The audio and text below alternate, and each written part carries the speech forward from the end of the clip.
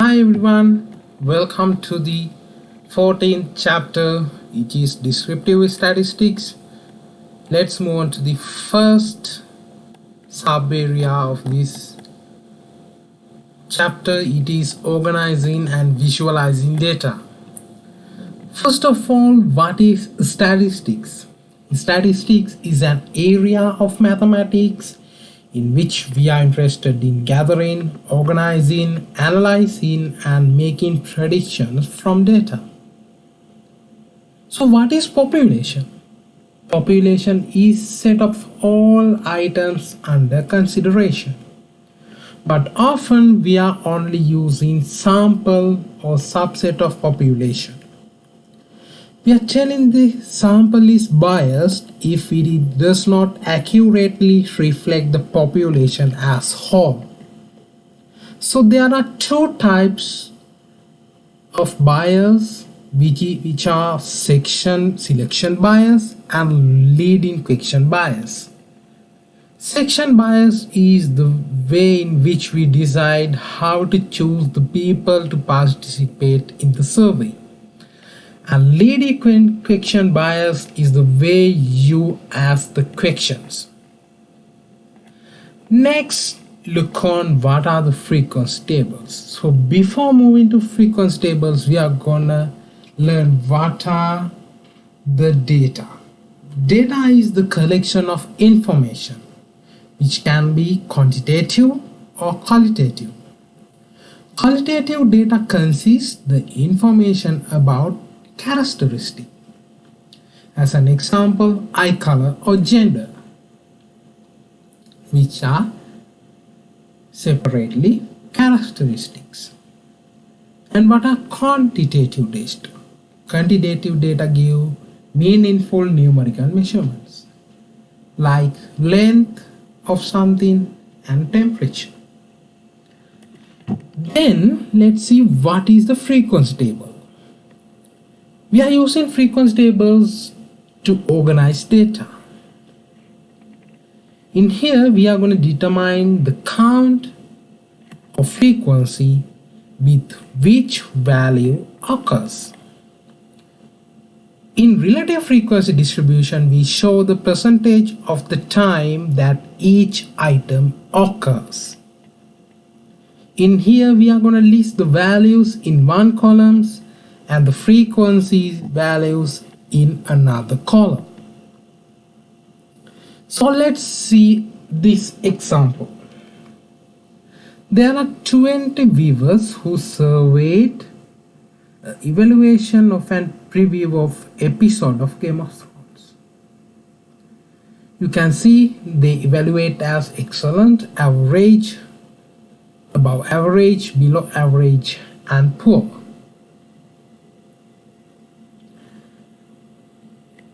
So they are asking us to construct a frequency table and relative frequency table for this list of evaluations. We can organize our data in a frequency table like below.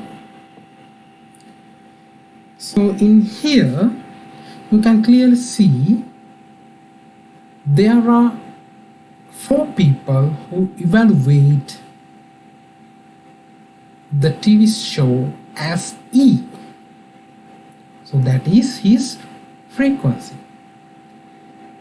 And there are 5 people who evaluate the TV series as A. So let's see how to calculate the relative frequency. We obtain relative frequency by dividing the frequency by total number of observations that you have.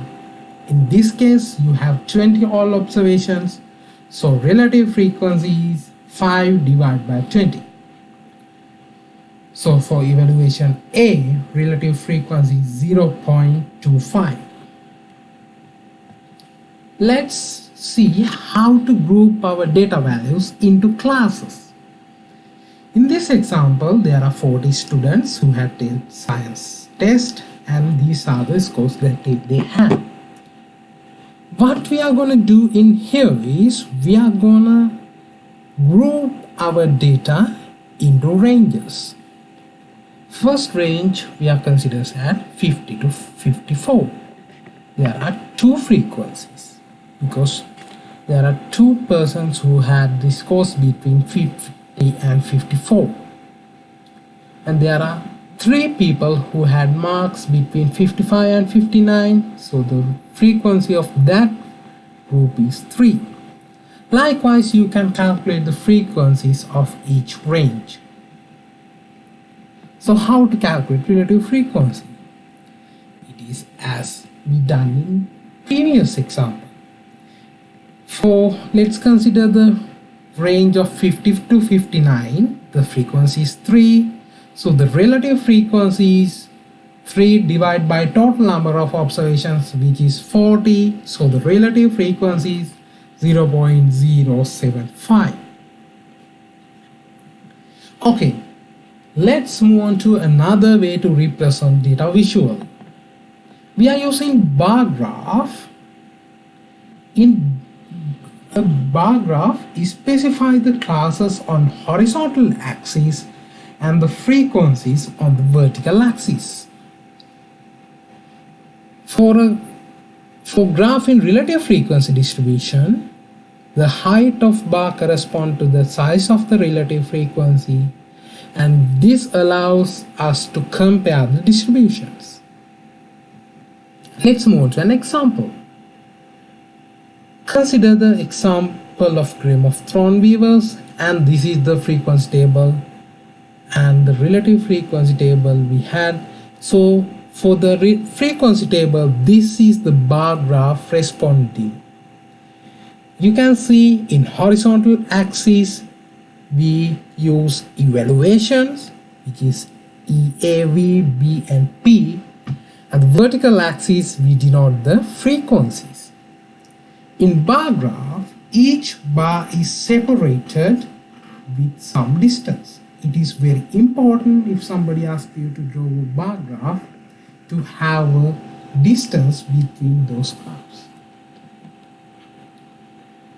Let's move on to the next part of the problem. In here they are asking us to draw a bar graph for relative frequency distributions.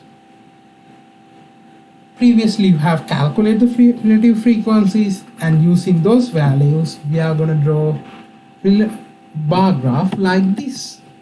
In here also horizontal axis contains the evaluation, and the vertical axis contains the relative frequency, and there is a space between bars. So there are two types of quantitative variables. Discrete variables, each one of them, which is quantity that cannot have an arbitrary value. As an example, you can take the number of children in a family. Number of children in a family can be 1, 2, 3 or 4, but you cannot have number as 2.5. And the next category is continuous variables. In continuous variable, it can take any arbitrary values like height. For height you can have 162.71 pounds, like that. So we are using a special type of bar graph called as histogram to graph a frequency distribution when we are dealing with continuous or discrete variables. So look at this example. In this example, they have summarized the marks into a frequency table as you show in here, and there are groups which has a range of 10, 0 to 10, 10 to 20, 20 to 30, 30 to 40, 40 to 50, and there are frequencies. So first thing we need to do is calculate the relative frequencies. Now you know how to do it. For first group, you should divide 14 by 65. It will become 0.215. Likewise, you can calculate your relative frequencies. Then, this is the histogram looks like. In histogram, the very special feature is there is no distance between each bar. So all bars are stick together like this and the rest is same. Did you understand it? I hope you can understand what is the difference between bar graph and the histogram. Next, see how to determine information from a graph. This graph shows the number of accidents in the university over a period of 2000s, and you were asked to answer the questions based on this graph. The horizontal axis, there are one indicates the 2001, 2 for 2002 likewise, and in vertical axis there is a frequency. So what is our first question? In first question they are asking what is the smallest number of accidents in a year and what is the largest. You can see in 2003 the frequency is 0. So smallest number of accidents in a year is 2003, and 2006 you can clearly see you can have frequency of 9. So which brings you 2006 is the largest. Right? The next problem is they are asking how many accidents happen in the university throughout this time period. I will give you a few seconds to try to answer this question.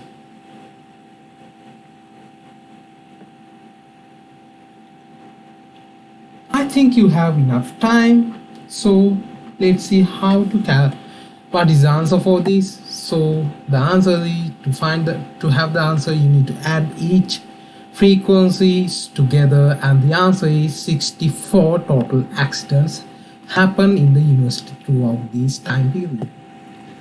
And the part D, what percentage of years were more than 5 accidents? In 2006, 9, 10, 11 and 12 they had more than 5 accidents. So 5 out of 15 years have more than 5 accidents, which is 5 divided by 15, which is 0.3333. So 33.33% years have accidents more than 5.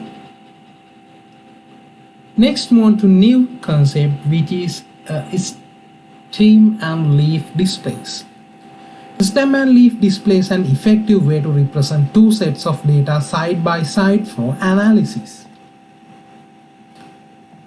Consider this example. The following numbers contain the number of points scored by a champion in the NFL for years from 1965 to 1979 and for 2002 to 2016. They are asking you to compare these points using an stem and leaf display. So, in stem and leaf display, we are going to review each number have 2 parts. So, left digit is considered as the stem and right digit is considered as the leaf. As an example, if we consider 38, the left digit is 3, so stem is 3, and the right digit is 8, so leaf is 8. Likewise, you can summarize the values for 19s like this: 31, 36 as 3 in this, and for value 36, 3 in here and 6 in here.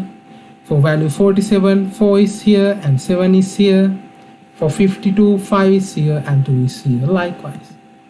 And for values for 2000s, for 37, we can write 7 in here and 3 in here.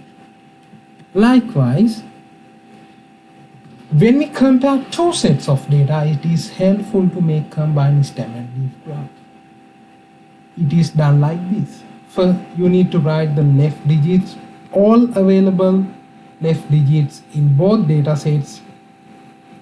Even though 19s doesn't had 60 and 70s, even though they didn't have it, but you need to include those in here, because in 2000s there are values for here.